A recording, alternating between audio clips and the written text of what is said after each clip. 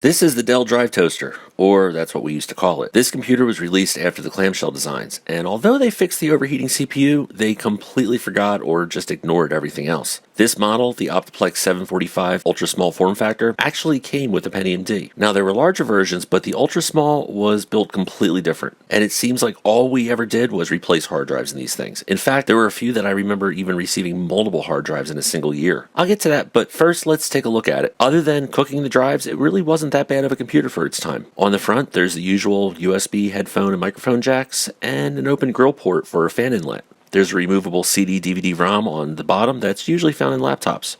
On the sides are additional vents, and on the back are the usual ports, but since they were trying to keep the case tiny, there's no upgrade or PCI slots. There's also no standard AC power port. This uses an 8-pin, what Dell refers to as a DA2, power supply. It was essentially just an external 12-volt power supply that plugged in here. I don't have one of those, so I rigged up an old ATX power supply. It's not pretty, but it works for now. Okay, so let's get inside. To open the top, you just turn this dial and it unclips the top's panel.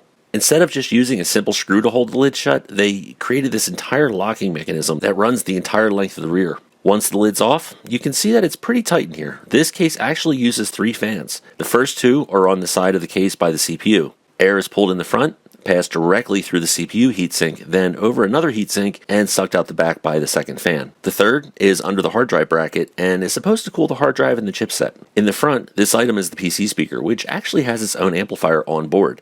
I guess there wasn't enough room on the motherboard for that. Next to it, you'll see this tiny blue lever. This is designed so that you can spin the logo right side up depending on if you had the case laying flat or upright. If you remove the 4 screws on the back and disconnect the speaker, you can slide the entire inside out, which makes it much easier to work on. And since the CD-ROM is below the motherboard, everything practically sits on a platform. Things are really tight inside this case, and I'm not sure why they didn't use a 2.5-inch drive instead, but maybe speed was an issue.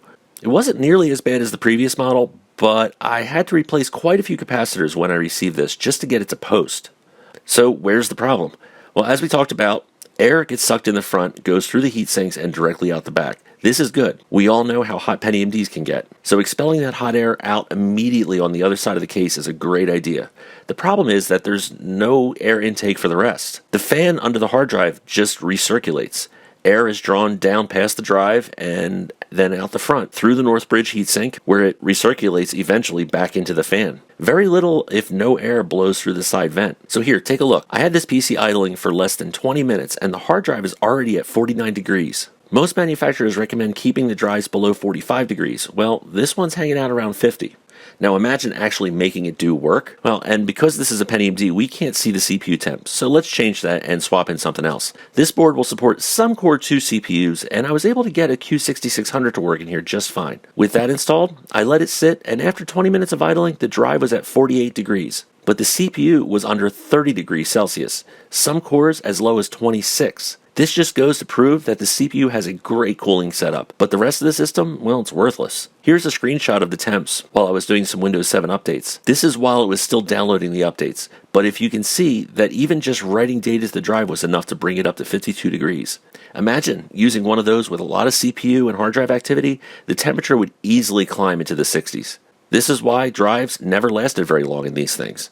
I also, back then, made sure not to use anything above 5400 RPM because the 7200 RPM drives ran far too hot and they would die way too soon. Now, what they should have done was remove the CD-ROM drive and platform from the bottom. Once that's gone, everything would sit about a 1/4 inch lower and would give more space up top. With this extra space, a fan could be added, blowing out the back, and the CD-ROM could be placed in the front on top of everything. Cool air would then be brought in through this side vent, pass over the motherboard and hard drive, and then out the back. But they obviously didn't do it this way. Well, that's it for this one. It was just a quick demo. As usual, thank you if you made it this far, and let me know if you had any experience with this model or really any others.